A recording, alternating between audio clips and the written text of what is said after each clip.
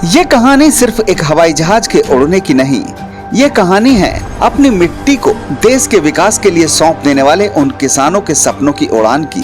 जेवर एयरपोर्ट की रनवे से जब पहली फ्लाइट ने आसमान को छुआ तो उसमें सवार थे वही भाग्य विधाता किसान। विधायक के नेतृत्व में जेवर की मिट्टी की महक आज लखनऊ के गलियारों तक पहुंची। गंतव्य था मुख्यमंत्री योगी आदित्यनाथ का दरबार। जब त्याग करने वाले किसान और प्रदेश के मुखिया का सामना हुआ तो माहौल बेहद लाजवाब हो उठा। किसानों ने मुख्यमंत्री का आभार जताया तो मुख्यमंत्री ने भी खुले दिल से इन धरती पुत्रों का स्वागत किया। एक फ्रेम में जिसमें इतिहास कैद हो गया। मुख्यमंत्री ने न सिर्फ उनके साथ तस्वीरें खिंचवाईं बल्कि अपने विचार रखते हुए कहा कि जेवर का यह विकास किसानों के त्याग के बिना अधूरा था। चेहरे पर आत्मनिर्भरता की मुस्कान लाने को कृत संकल्पित माननीय मुख्यमंत्री जी से विनम्र अनुरोध है, अपने आशीर्वचनों से हमारा मार्गदर्शन करें।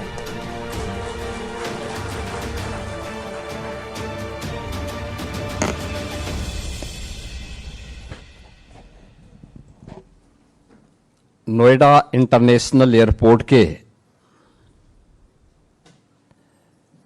पहली कॉमर्शियल फ्लाइट के साथ अन्नदाता किसानों का आगमन हम सबको अत्यंत प्रफुल्लित करता है, आनंदित करता है। मैं इस अवसर पर आज यहां पर पहली फ्लाइट से जेवर के आए हुए हमारे सभी अन्नदाता किसानों का, जेवर से जुड़े हुए आप सभी नागरिकों का मैं सबसे पहले हृदय से अभिनंदन करता हूं, स्वागत करता हूं। आज के इस कार्यक्रम में उपस्थित प्रदेश सरकार में मंत्रिमंडल के मेरे वरिष्ठ सहयोगी वित्त मंत्री श्री सुरेश कुमार खन्ना जी, विधायक जेवर श्री धीरेन्द्र सिंह जी, अपर मुख्य सचिव वित्त एवं नागरिक उड्डयन Shri Deepak Kumar ji, special director IndiGo Shri R K. Singh ji, सलाहकार उत्तर प्रदेश शासन Shri Awanish Awasthi ji, CO Yamuna authority Shri R K. Singh ji, उपस्थित हमारे सभी अन्नदाता किसान बहनों और भाइयों, आज का दिन एक ऐतिहासिक दिन है। जेवर के लिए, गौतम बुद्ध नगर जनपद के लिए, पश्चिमी उत्तर प्रदेश के लिए और पूरे प्रदेश और देश के एविएशन सेक्टर के लिए। जब भारत की सबसे अधिक संभावनाओं वाले एक इंटरनेशनल एयरपोर्ट ने अपनी कॉमर्शियल फ्लाइट प्रारंभ की है,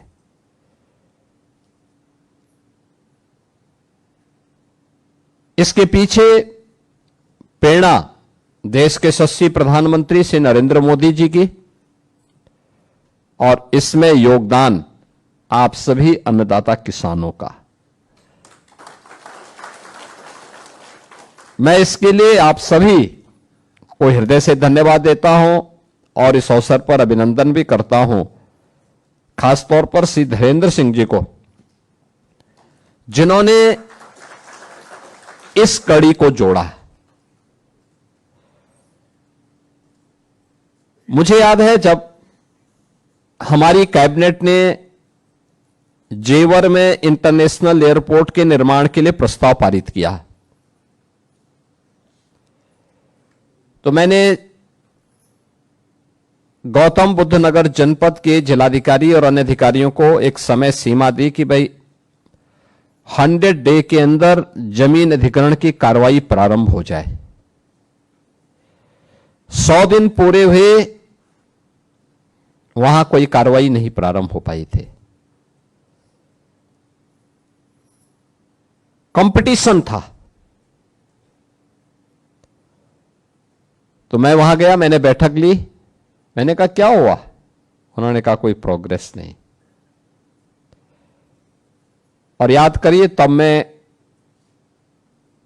वहां गया था और मैंने वहां के अन्नदाता किसानों के साथ एक बैठक ली थी गौतम बुद्ध विश्वविद्यालय ग्रेटर नोएडा में। 100 के आसपास किसानों को मैंने बुलाया था। और जब मैंने उनसे कहा कि भाई हमें एयरपोर्ट बनाना है,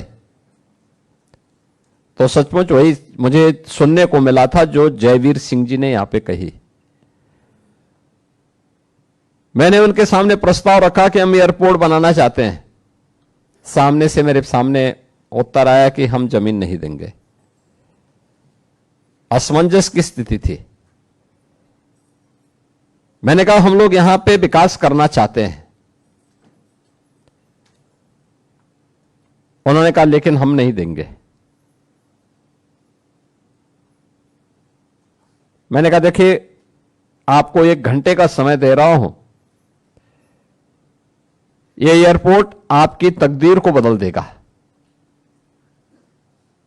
आए हुए उन सभी बुजुर्गों से मैंने अनुरोध किया। मैंने कहा देखिए, विकास का मॉडल क्या होता है ये दिखाने का समय है, क्योंकि वक्त सबका आता है, बस कुछ बन जाते हैं और कुछ बिखर जाते हैं। अवसर का जो लाभ लेता है, सटीक लाभ लेता है, इतिहास उसी का बनता है। और जो उस मौके को गंवा देता है, अवसर से वो बिखर जाता है, फिर कभी उसके सामने अवसर नहीं आता। और आपने उस समय मुझ पर विश्वास किया। धीरेन्द्र सिंह जी ने लग करके उसमें सहयोग किया। यमुना अथॉरिटी ने और उत्तर प्रदेश के सिविल एविएशन विभाग ने उस कार्रवाई को युद्ध स्तर पर आगे बढ़ाया। परिणाम है कि 13,000 एकड़ से अधिक भूमि जो 4 फेज में वहां पर एयरपोर्ट बनना है, पहले फेज की कार्रवाई संपन्न होकर के आज नोएडा इंटरनेशनल एयरपोर्ट के रूप में जेवर ने एक नया इतिहास रच दिया है। और मैं मानता हूं कि जेवर अब वह जेवर नहीं रहा। याद करिए ना, जुलाई 2017 में कैसी बीभत्स घटना घटित हुई थी।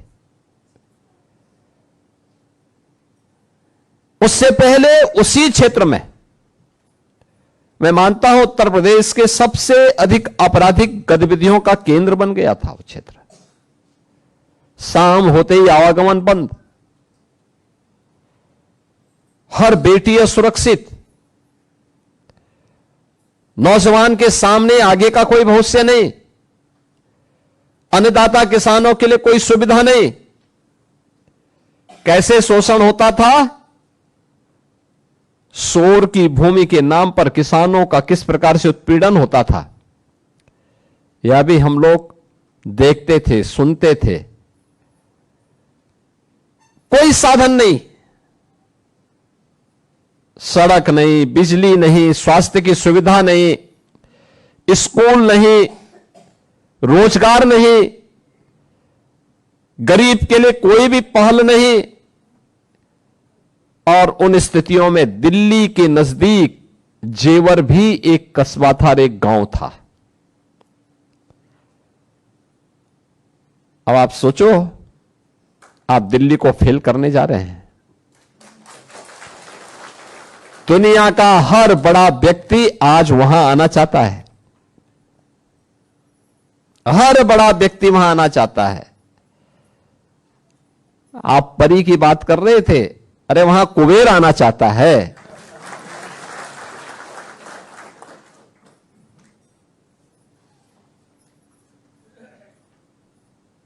आज वहां क्या नहीं आ रहा है?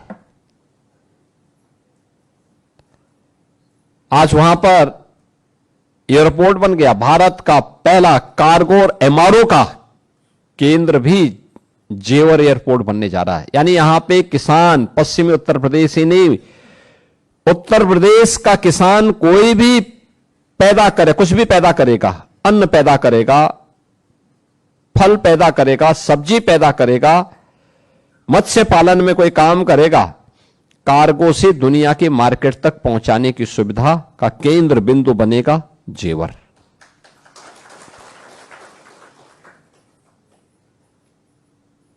लोकल मार्केट में दाम कम मिलेगा, लेकिन वही दाम दुनिया के मार्केट में कई गुना मिलेगा।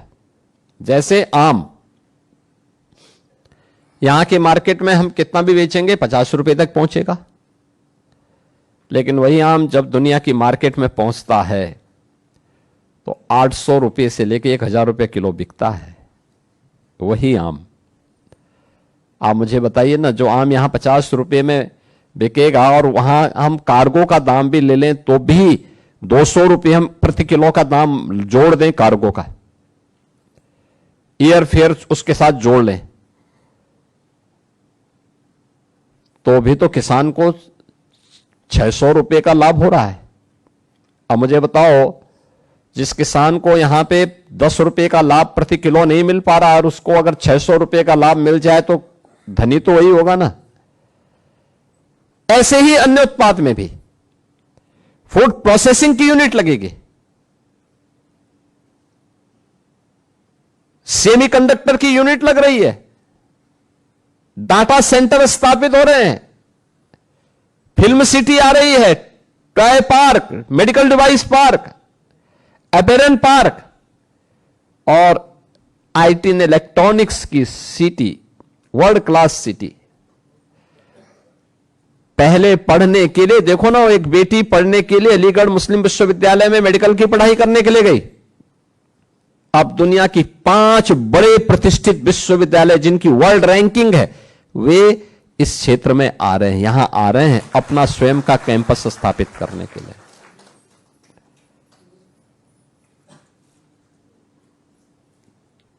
आपने निर्णय लिया, जब मुझे अच्छा लगा था, जब वहां का अन्नदाता किसान वहां के विधायक जी के साथ, श्री धीरेन्द्र सिंह जी के साथ इसी स्थान पर मेरे पास आए थे जब उन्होंने पहली रजिस्ट्री का काम संपन्न किया था। और मैंने ग्रेटर नोएडा में कहा था, मैंने कहा भाई आप रजिस्ट्री करवाइए, आप चिंता मत करना पैसे की, पैसा आपको मिलेगा जो आपने सोचा नहीं होगा। हम सौदेबाजी नहीं कर रहे हैं, हम आपको आपका हक देंगे, लेकिन वह बीच में किसी व्यक्ति को नहीं रखना है। आप रहेंगे, मैं रहूंगा, और आप जो सोचते होंगे उससे अच्छा दाम आपको मिल जाएगा। और हम लोगों ने वही वहां पर करने का कार्य किया है और मुझे प्रसन्नता है, आज आपके कारण वह क्षेत्र बदल रहा है, आपकी आने वाली पीढ़ी का भविष्य बनने जा रहा है, बदलने जा रहा है। आपने सचमुच इतिहास रचा है, आपकी पीढ़ियां हजारों वर्षों से वहां रह रही हैं, आपके पूर्वज हजारों और सैकड़ों वर्षों का आपका इतिहास है। उन्होंने कठिन परिस्थितियों में, देश की आजादी में भी लड़ाई लड़ी होगी, विपरीत परिस्थितियों को झेला, अपनी जमीन को बचा के रखा। संभावनाएं नहीं थी, वह उस समय आवश्यक था, लेकिन जब वक्त आया सही समय पे सही निर्णय करने का, तो आपने वह निर्णय किया। और आज नोएडा इंटरनेशनल एयरपोर्ट के बहाने जो भारत का सबसे बड़ा एयरपोर्ट बनने जा रहा है, कार्गो एमआरओ की फैसिलिटी, यानी भारत के अंदर अब तक एयरक्राफ्ट मेंटेनेंस, रिपेयर, ओवरऑलिंग की कोई सुविधा नहीं। इसके लिए सिंगापुर और दुबई जाना पड़ता था। अब वह कार्य के लिए भी इसी क्षेत्र में, इसी एयरपोर्ट पे लोग आएंगे, दुनिया भर के लोग यहां आएंगे। स्वाभाविक रूप से इसके लिए यहां के नौजवानों को ट्रेन करना, इंजीनियर के रूप में वहां बन सकें, काम कर सकें, वहां पर घर में ही उनको नौकरी मिल सके, इसकी संभावना आपके लिए बहुत ज्यादा है। ये जितना निवेश वहां आएगा उसके लिए ट्रेन मैन पावर, ये आज की आवश्यकता है। इसी के लिए यमुना अथॉरिटी ने वहां पे टाटा के साथ एक सेंटर ऑफ एक्सीलेंस लगभग 225 करोड़ रुपए की लागत से स्थापित करने की कार्रवाई को आगे बढ़ाया है। काफी बड़ा सेंटर जिसमें सभी आज की आधुनिक तकनीक को वहां पे ट्रेनिंग देने, उसके सर्टिफिकेट, उसके डिप्लोमा, उसके डिग्री के कोर्सेज को आगे बढ़ाने का एक अवसर वहां की युवाओं के लिए होगा, उनके कौशल विकास के लिए होगा, उनकी स्किलिंग के लिए होगा। और इसके कारण वहां के नौजवानों को जुड़ने और उस जुड़ने के साथ ही वहां पे जो निवेश आएगा वहां उनके लिए नौकरी प्राप्त करने का एक आधार भी बनेगा। यहां पे डिग्री कॉलेज की बात उन्होंने की। हमारा प्रयास है कि इस सत्र में हम उस डिग्री कॉलेज को प्रारंभ कर दें और वहां के बच्चों को उच्च शिक्षा का वो भी मिले। दो अन्य बातें आपने कही हैं, मेडिकल के लिए भी और एक स्पोर्ट्स के लिए भी। यद्यपि वहां एक ट्रामा सेंटर हम बना रहे हैं, लेकिन ट्रामा सेंटर के साथ ही मैंने यहां पे भी सीओ यमुना अथॉरिटी से कहा है कि वो देखें एक बार कहां पे अच्छी मेडिकल की सुविधा भी और मेडिकल एजुकेशन की सुविधा भी वहां प्राप्त हो सके। इसके बारे में उन संभावनाओं को आगे बढ़ाना चाहिए और गवर्नमेंट उसमें अपने स्तर पर भी सहयोग करेगी, यमुना अथॉरिटी भी उस प्रयास को आगे बढ़ाएं। अच्छा होगा, इसको हमें बढ़ाना चाहिए। स्टेडियम बने वहां पे, इंडोर स्टेडियम भी बने और बड़ा स्टेडियम बने। वो जो संभावनाएं वहां पे हैं, जो पोटेंशियल वहां पर है, उसका लाभ वहां के बच्चों को प्राप्त हो, वहां के यूथ को प्राप्त हो, वे आगे बढ़ सकें, देश के विकास में अपना योगदान दे सकें। ओलंपिक में एक पैरा ओलंपियन ने जैसे देश के लिए मेडल जीत करके एक नया इतिहास रचा है। अब इतिहास जेवर को जेवर के रूप में प्रस्तुत करने की ओर हम सबका आह्वान कर रहा है। और मुझे बहुत अच्छा लगा कि पहली फ्लाइट से आपने उस जेवर को उस इतिहास के साथ जोड़ने के लिए अपनी ही जमीन से फिर मुख्यमंत्री आवास तक की इस यात्रा में आप सब भागीदार बने हैं और मुझे बहुत अच्छा लगा। 170 किसान, जिसमें 28 केवल महिला किसान हैं, उससे यहां पर आए और यहां से फिर वापस जाएंगे। इस शानदार यात्रा को अपनी स्मृतियों में आप बनाए रखेंगे, इस विश्वास के साथ मैं आप सभी का एक बार फिर से अभिनंदन करता हूं और आपको आश्वस्त करता हूं कि डबल इंजन की सरकार है। जो बोलती है वह करती भी है, जितना बोलती है उतना करके रखती रहती है, उतना करती भी है और आगे भी कभी भी आपको इस डबल इंजन सरकार से निराश और हताश नहीं होना पड़ेगा। सबका साथ, सबका विकास, सबका विश्वास और सबका प्रयास, यह अभियान निरंतर आगे बढ़ता रहेगा। आप सबके प्रति आज के इस अवसर पर मैं पूरे प्रदेशवासियों को, गौतम बुद्ध नगर वासियों को, पश्चिमी उत्तर प्रदेश के वासियों को इस अनुपम उपहार के लिए हृदय से बधाई देता हूं, अपनी शुभकामनाएं देता हूं। इंडिगो ने इस कॉमर्शियल फ्लाइट को प्रारंभ किया और अन्नदाता किसानों के साथ यहां पर स्वयं उनके special director CRK Singh ji यहां पर आए हैं, मैं उनको भी हृदय से धन्यवाद देता हूं। वहां के विधायक जी को भी, अन्य जनप्रतिनिधियों को भी और साथ साथ शासन के उन सभी अधिकारियों को जिन्होंने इन किसानों के सेंटिमेंट को सम्मान दिया है, उन सबको भी हृदय से धन्यवाद देते हुए अपनी वाणी को विराम देता हूं। धन्यवाद। जय हिंद।